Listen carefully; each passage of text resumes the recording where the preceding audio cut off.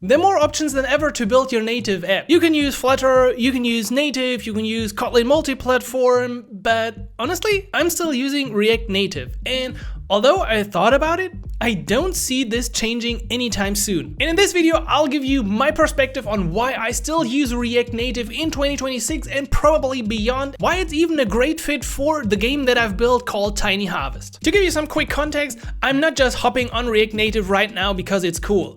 Whoa, here I come. I'm actually with it for a couple of years at this point.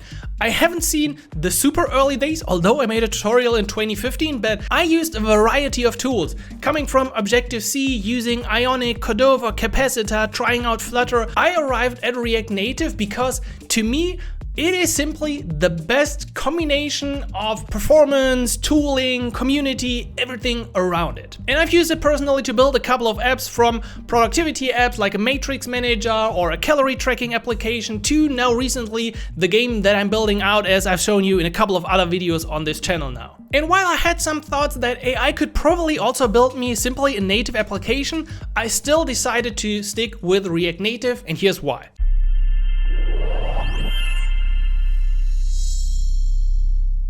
The first reason doesn't weigh too heavily for myself, but for pretty much all the other people getting started with mobile apps, and that is that app builders, AI app builders, anything like Lovable, Bold, Roark, or wherever you look, will give you a React Native Expo application. So bootstrapping a boilerplate version of any kind of idea that you have is absolutely incredible easy if you use React Native. If you use anything else, you can still use AI, but you can't use these tools. And I've used them usually, and I even used them to start my game just to get an impression for how my idea could look like in reality. That just gives you this initial spark. Even if you then throw away the code and start over again, it makes a difference in how you approach the first steps of your project. The second reason for me is that React Native at this point is super mature and stable. Yes, React Native is not at version 1, but we have the React Foundation since the last year, which gave this whole React and React Native a more legit construct. And even though the current versions outlined by the React Native team don't include version 1, I still think we're on the trajectory to, maybe in 2027,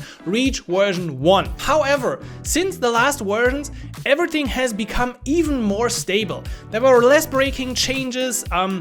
The new architecture is rolled out, which was a really critical step in making sure the foundation of React Native is great. And with Expo on top, it is just getting better every day. And speaking of Expo, that's actually reason 3 for me. Expo makes building apps with React Native unbelievable easy. The SDK in general of Expo, all the packages that the Expo team is working on, all the effort that they are putting into different modules and just making your build easier, as well as their paid services, the EAS application services, including their workflows, the builds in the cloud, the submissions, like everything that Expo is putting together just makes building and shipping your React Native application a whole lot easier. And it has helped me personally so much over the time. We can just like press a button, it uploads your build, and it builds, and it submits to TestFlight, and it submits to Google, and you just like, it takes away so much mental space from you. There's just, I was thinking about like what I could compare this to, but I don't see any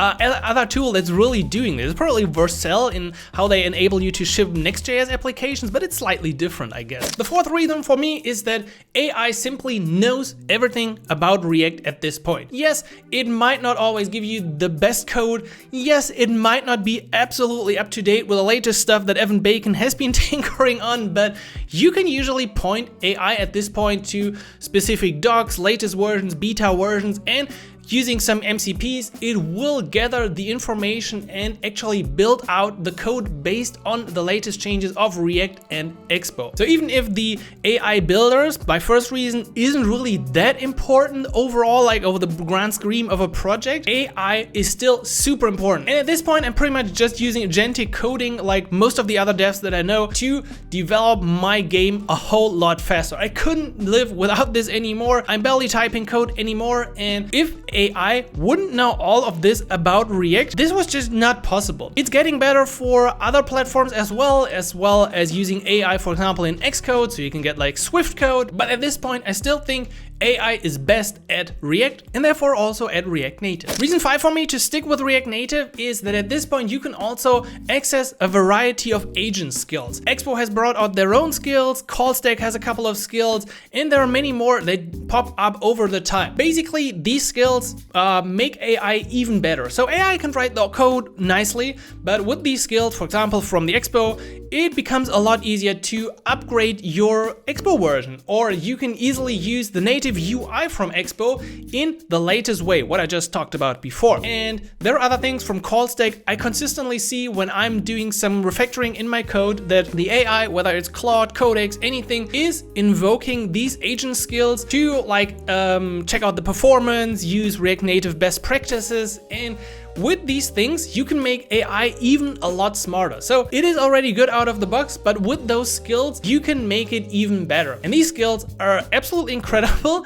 And they're just getting better. Every week I see something like an MCP that connects to your iOS simulator and presses buttons and you can do stuff. Like, all of this is still early, but it's already at a great point. And so I'm super happy and curious to see what comes up here next in terms of agent skills for React Native. Reason 6 for me personally to stick with React Native comes back to the core of React Native. I can build for multiple platforms. I thought about going with iOS and Swift only, simply because most of my revenue initially came from iOS, and I've seen this for other builders as well. I don't know why this is the case, but it seems like on Apple, people are just in general more willing to pay. But also my user base is a bit bigger on iOS, so I can't make a final decision on this yet. And by using React Native, I can now easily build for Android as well at the same time and also get the revenue on Android. If I would use AI to build my Swift application, I would then also have to use AI to build my Android version, and I know absolutely nothing about Android, so that would feel really scary. If I build only for one platform, I'm losing out on the other,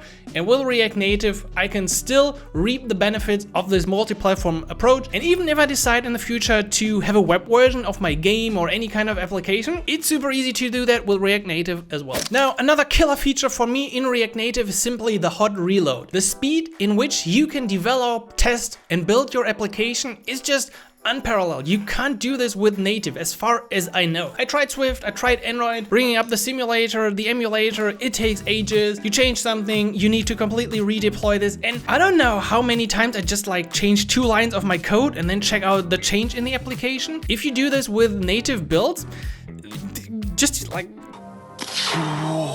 I don't know, this takes ages. So this feature was always for me one of the biggest selling points for tools like React Native. This was also available with Ionic and Capacitor and like this general cross-platform approach in the past, and it is just so much better. When you can just bring up your app here and then you can even like connect Safari or any other tool and press somewhere and you get like the debugging for a specific object, which is now also even better with the latest React Native dev tools. It's just this whole experience of building you and debugging your application is so much better with React Native compared to anything else. This is kind of the same, like Expo makes it easier to ship and have a nice UI at this point, but essentially the EAS makes it easier to ship your application from your repository into the App Store, and these debugging tools just make it so much faster to initially build out your application, and I don't want to miss that. I really can't go back anymore. And this finally also takes me to my last point, and that is that shipping with React Native is just incredibly fast. The time in which I develop my game, I've built new features and added season passes and added all of these things to it, it's